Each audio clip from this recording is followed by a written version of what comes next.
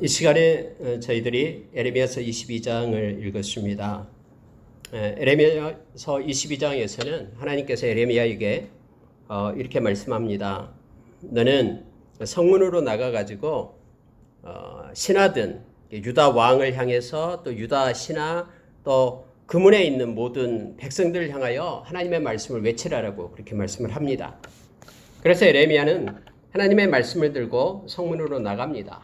지금까지 에레미야가 하나님 말씀을 외칠 때에 많은 사람들이 그를 조소하고 또 조롱하고 그를 또 때리기도 하고 그렇게 했었죠. 그럼에도 불구하고 하나님께서는 계속해서 에레미야를 성문으로 나가게 합니다. 여러분, 성문이다 그러면은 요즘으로 말한다 그러면은 재판이 벌려지는 것이고 또 여러 가지 중대사가 논의되는 곳이고 많은 사람들이 모이는 광장이고 또 여러 가지 일들 가장 빨리 소문이 이렇게 퍼지고 전해지는 것이 바로 성문이었거든요. 그곳에 장로들이 있었고요. 그래서 그 성문으로 나가서 많은 사람들을 향하여 하나님의 말씀을 외치게끔 하나님께서 다시 에레미야를 세웁니다.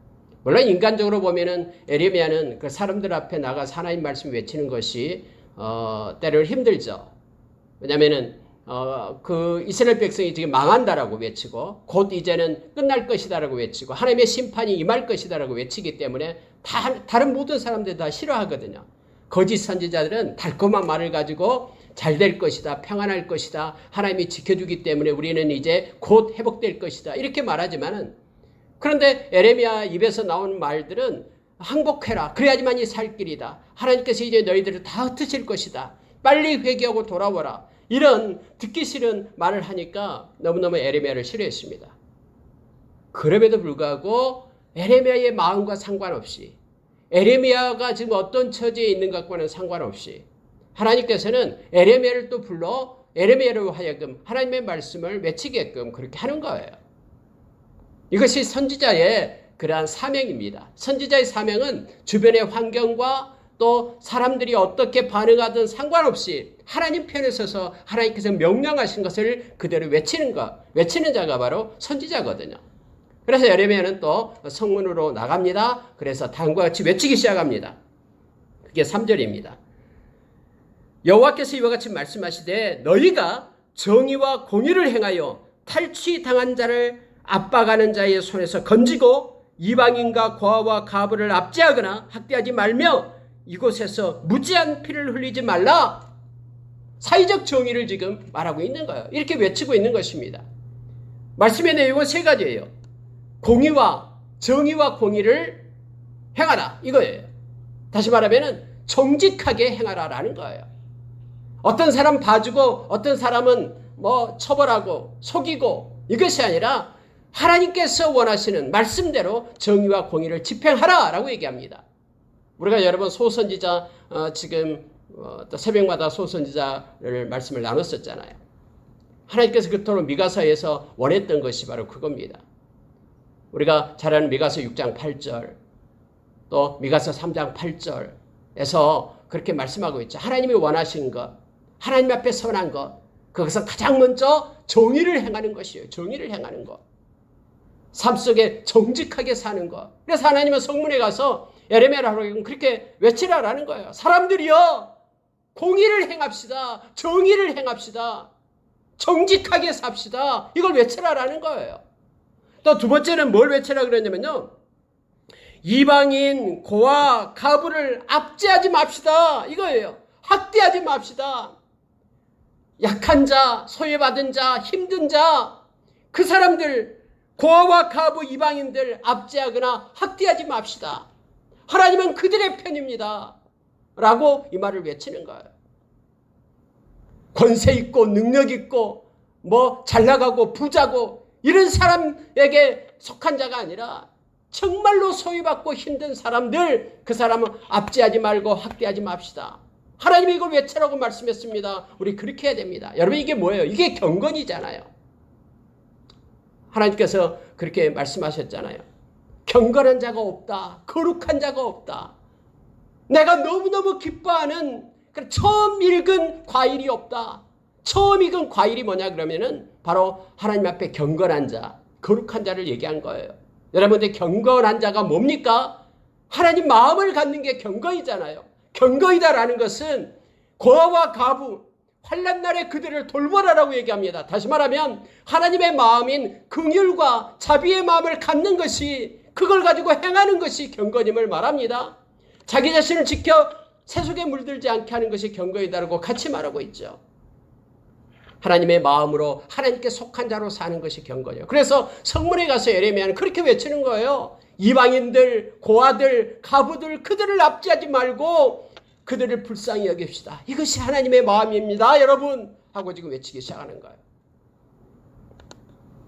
세 번째로 여러분, 외치는 것이 뭐냐면요, 이곳에서 무지한 피를 흘리지 말라.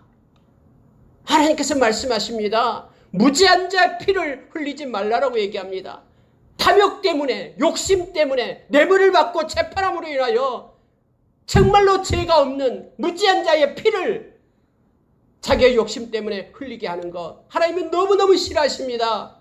이거 하지 말라고 하나님 저를 보냈습니다 하면서 외치기 시작하는 거예요. 이것은요, 거짓되게 자기의 사욕을 챙기려고 그렇게 무고한 자, 무지한 자의 해를 끼치지 말라라고 지금 사회적 정의를 말하고 있는 것입니다.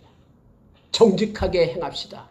하나님의 마음을 가지고, 긍휼을 가지고 가난하고 힘들고 소외받는 자를, 그들을 존중합시다. 또한 무지한 자의 피를 자기 사욕 때문에 흘리게 하지 맙시다. 이걸 외치게 하는 거예요, 하나님께서요.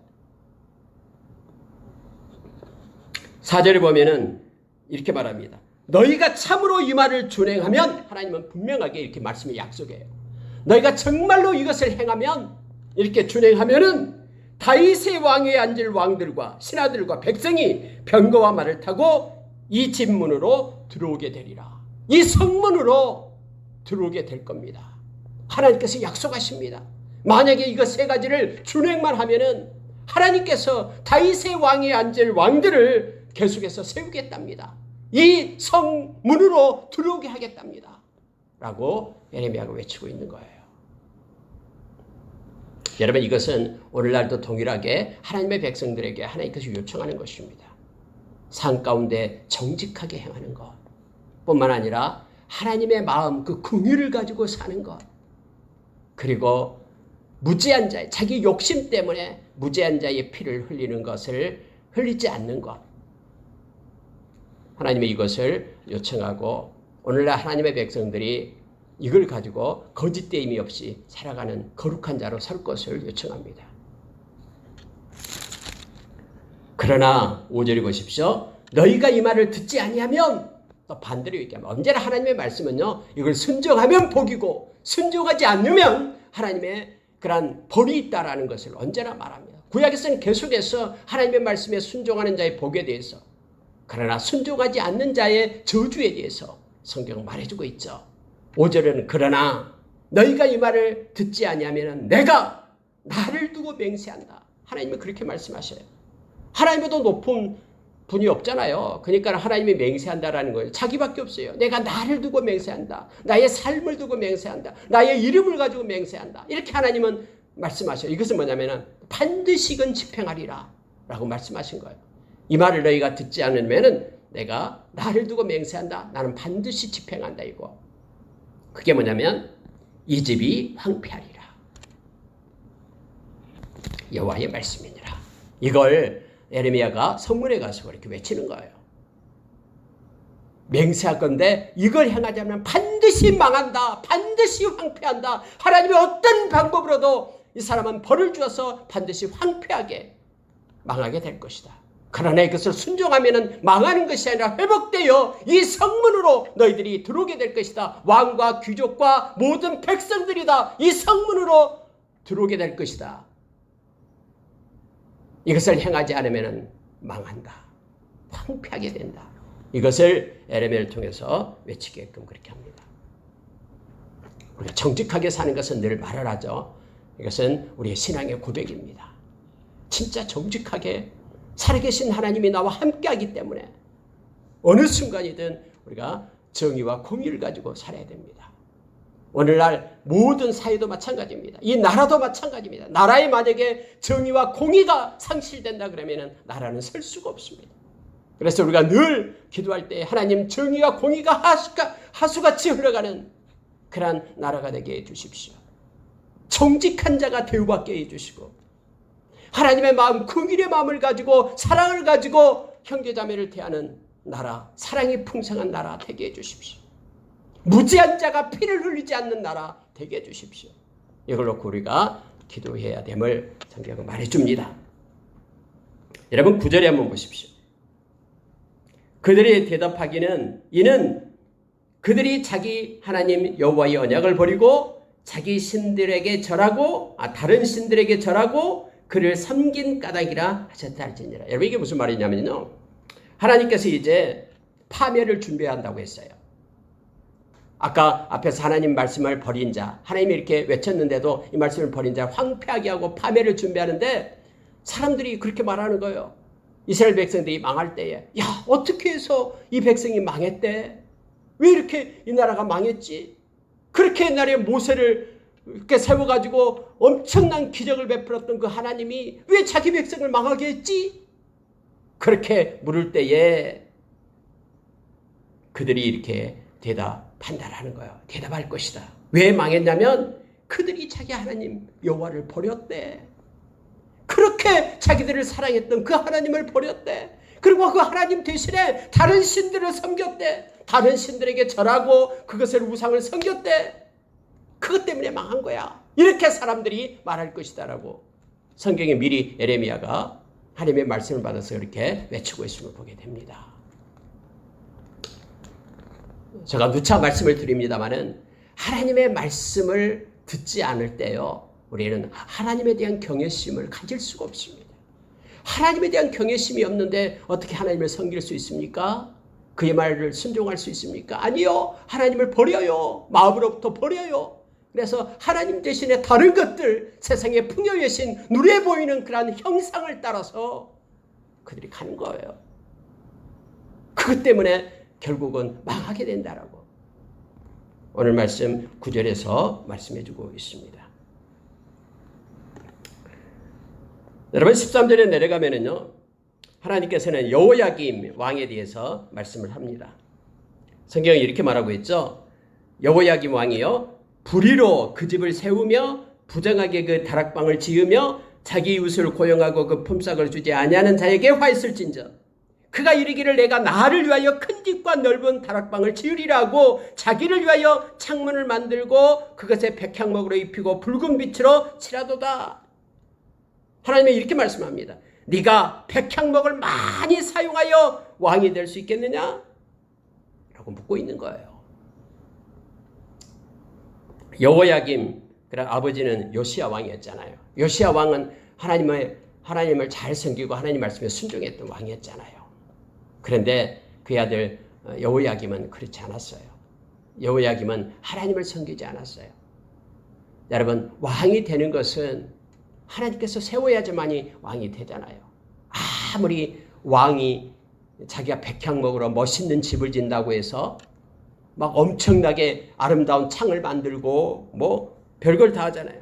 집을 짓고 큰 집, 넓은 다락방, 그리고 창문 막 자기를 위해 이렇게 만든다고, 그렇다고 해서 그것을 가지고 네가 왕이 되겠느냐? 하나님께서 말씀하신 거예요. 왕은 하나님이 세워야지만이 왕이 된다라고 말씀하고 있는 것이죠.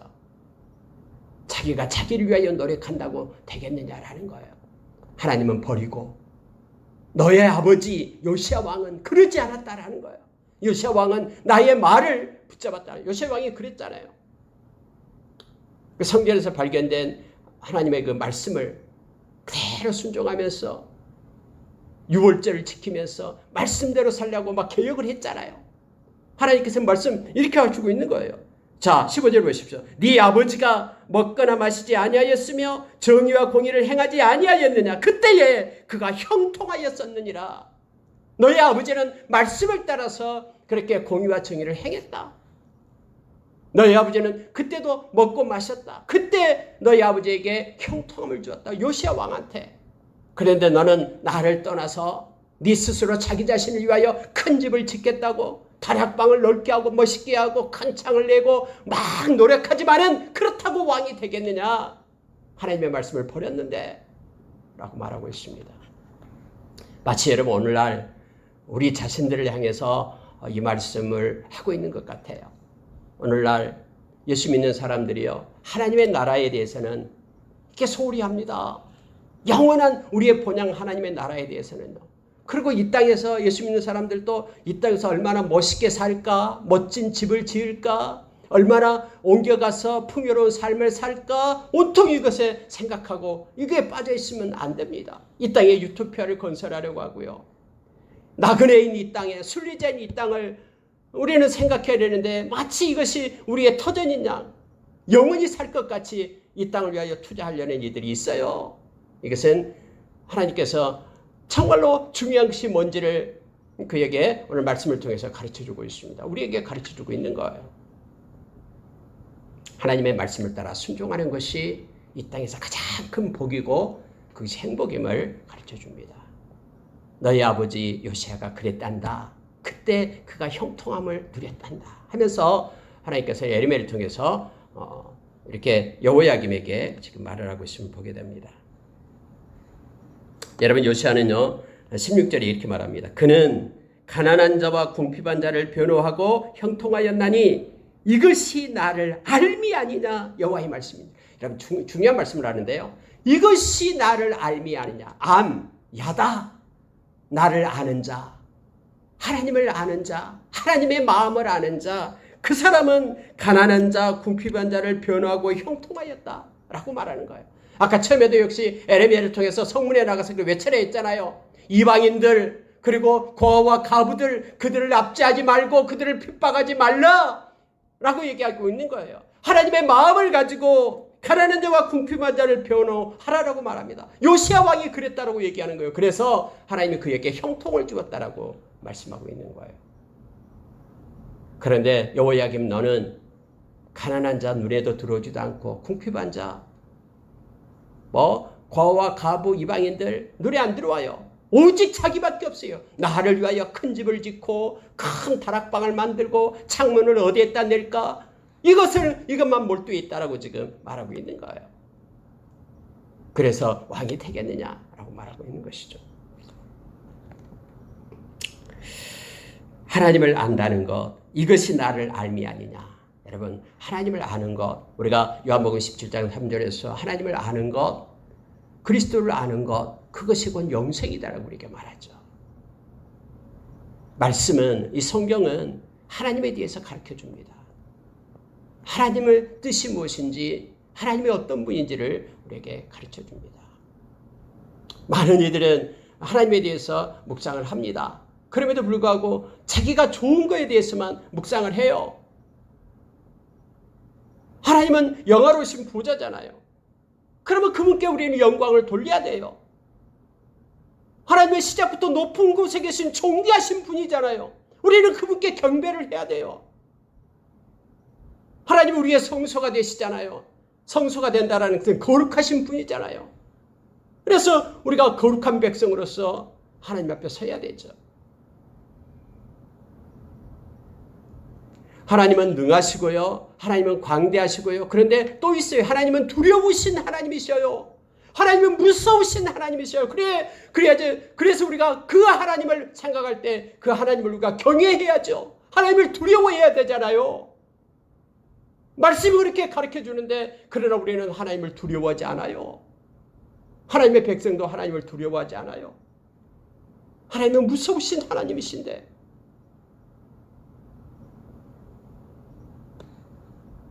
예수님께서도 그렇게 말했잖아요. 너의 육신적인 생명을 해하는 자들을 두려워하지 말라라고요. 너의 몸과 너의 영혼을 지옥에 던지시는 하나님을 두려워하라라고 그렇게 예수님이 우리에게 가르쳐줬는데 우리는 하나님은 두려워하지 않고 사람을 두려워하고 세상의 권세를 두려워하고 그러잖아요. 우리가 하나님의 알미 무엇입니까? 요시아는 하나님을 알았다라고 얘기합니다.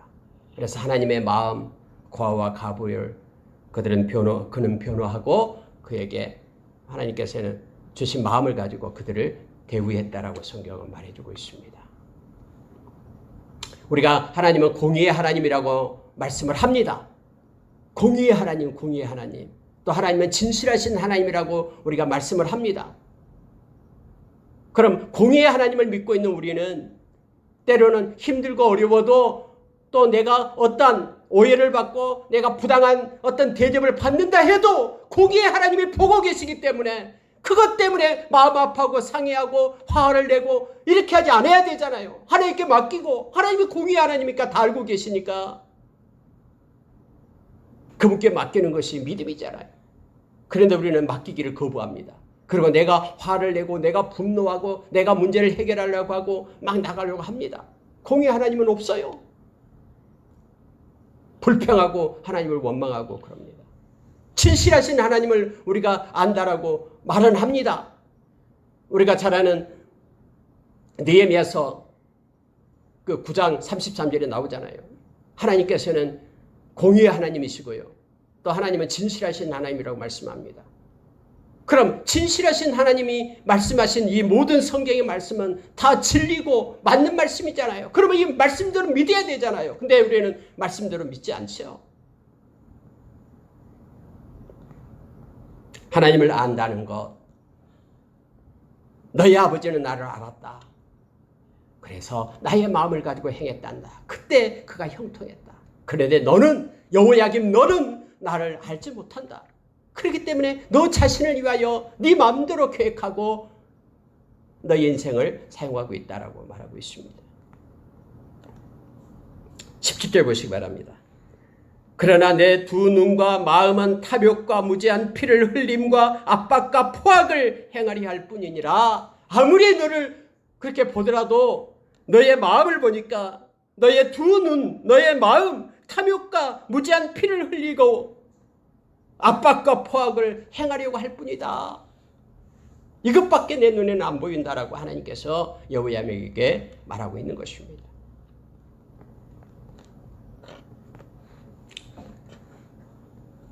그러면서 슬프다 내 형제여 슬프다 내 자매여 하며 통곡하지 아니할 것이며 그를 위하여 슬프다 주여 슬프다 그 영광이여 하며 통곡하지도 아니할 것이다. 그가 끌려가 예루살렘 문 밖에 던져지고 나귀같이 매장함을 당하리라. 사람들이 그가 하나님으로부터 벌을 받을 때에 슬프다 하는 자가 아무도 없을 것이다. 그는 예루살렘 문 밖에 던져지고 끌려가서 매장되리라 라고 말하고 있음을 보게 됩니다. 여러분 예루살렘을 향한 그런 예레미야의 탄식이 나오고 있는데요. 자,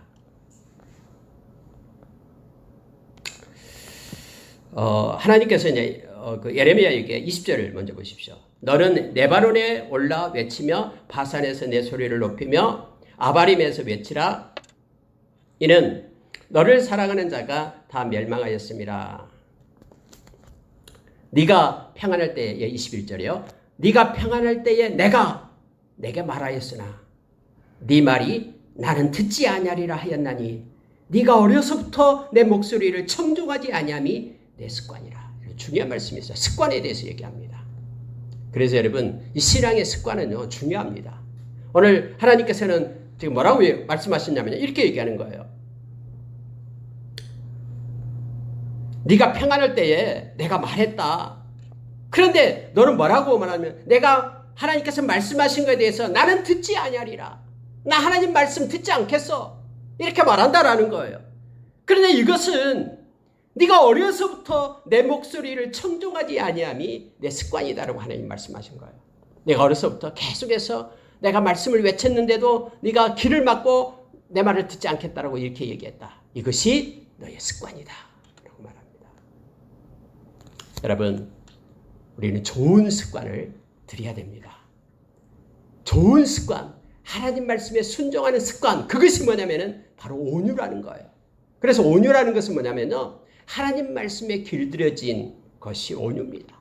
끝까지 하나님의 말씀에 순종하면서 그 말씀에 순종하는 것이 길들여진 거예요. 그게 습관이 된 거예요. 하나님 말씀을 따라서 행하는 것이 그의 삶의 습관으로 나타나게 된 것이죠. 그런데 하나님 말씀을 듣지 않는 것이 습관이 되어버리면 바로 여호야김처럼 그렇게 하나님을 거역하고 하나님 말씀을 듣지 않는 자로 자기만을 위하여 사는 자로 이렇게 세워지게 됨을 알게 됩니다. 네 목자들은 다 바람에 삼켜질 것이요 너를 사랑하는 자들은 사로잡혀 가리니 그때에 네가 반드시 내 모든 악 때문에 수치와 욕을 당하리라. 하나님께서 에레미야를 통해서 그렇게 말씀하고 있음을 봅니다. 하나님 말씀을 떠나는 것은요 그냥 그대로 끝나는 게 아니에요. 그냥 내가 받을 복 그냥 덜 받고 말지가 아니에요. 말씀에 순종하지 않으면 반드시 거기에 대한 하나님의 심판, 징계가 있습니다. 그리고 성경은 수치와 욕을 당하게 될 것이다 라고 말하고 있음을 보게 됩니다. 하나님께서는 24절에서요 여호와의 말씀이니라 라고 에레미야를 통해서 말씀을 줍니다. 나의 삶으로 맹세하는, 이제 하나님께서 맹세를 나의 삶을 가지고 맹세하죠. 나의 이름으로 또는 내가 나를 놓고 맹세한다. 이렇게 하나님께서 반드시 행하실 것을 그렇게 말합니다. 나의 삶으로 맹세한다. 유다왕 여호야김의 아들 고니야가 이렇게 말하죠. 이 고니야는 우리 여호야긴을 얘기합니다. 고니야가 나의 오른손에 인장반지를 할지라도 내가 빼어 그것을 주겠다라고 말합니다. 네 생명을 찾는 자의 손과 네가 두려워하는 자의 손 곧 바벨론 왕 느부갓네살의 손과 갈대아인의 손에 줄 것이라. 그래서 그의 아들 고니야가 이제는 느부갓네살 왕에 의해서 끌려가게 됨을 알게 성경은 이렇게 에레미야를 통해서 예언하게 합니다. 그리고 여러분 역사적으로 그대로 고니야가 끌려갔음을 성경이 너무나 잘 압니다. 자, 28절 보십시오. 이 사람 고니야는 선하고 깨진 그릇이냐? 좋아하지 않는 그릇이냐? 어찌하여 그와 그의 자손이 쫓겨나서 알지 못하는 땅에 들어갔는고 땅이여 땅이여 땅이여 여호와의 말을 들을지니라. 여호와께서 이와 같이 말씀하시니라. 너희는 이 사람이 자식이 없겠고 그의 평생 동안 형통하지 못할 자라 기록하라. 이는 그의 자손 중 형통하여 다윗의 왕위에 앉아 다윗을 다스릴 사람이 다시는 없을 것임이라 하십니다. 하나님께서는요 에레미야를 통해서 이제 고니야가 바벨론으로 끌려가게 돼서 그곳에서 마치게 되고 그의 자손 중에서 왕위에 앉을 자가 없게 될 것이다라고 지금 성경 기록해 두고 있음을 보게 됩니다. 땅이여 땅이여 땅이여 여호와의 말을 들을지어다. 계속해서 3번 반복하죠. 이러한 슬픈 일이 뭐 때문에 생겼냐면요. 하나님의 말씀, 우리가 아까 봤던 9절의 말씀처럼요. 하나님의 언약을 버렸다. 말씀을 버렸다라는 거예요. 하나님의 말씀을 버리면은 말씀의 순종을 하지 않으면은 결국 하나님의 경외함도 버리고 다른 신들을 따라가게 되고 하나님을 버리게 된 그 결과가 바로 이와 같다라고 성경은 말해주고 있습니다. 여러분 이때까지만 해도 아직까지 이러한 일들이 일어나지 않았어요. 그러면은 에레미야 말을 들었다 그러면은 그때 왕이 여호야김도 그렇고 또 다른 백성들이 회개하고 돌아오면 되잖아요. 그런데요 회개하지 않습니다. 오히려 에레미야를 말을 무시하고요 거짓 선지자의 말을 듣게 돼요. 그걸 따라가게 됩니다. 그들의 습관이 그래요. 하나님 말씀을 듣는 습관이 없고요 듣지 않는 것이 습관이 되었다라고 말하는 것처럼 모든 이스라엘 백성들이 그랬음을 보게 됩니다. 그 결과로 BC 586년에 유다가 망합니다.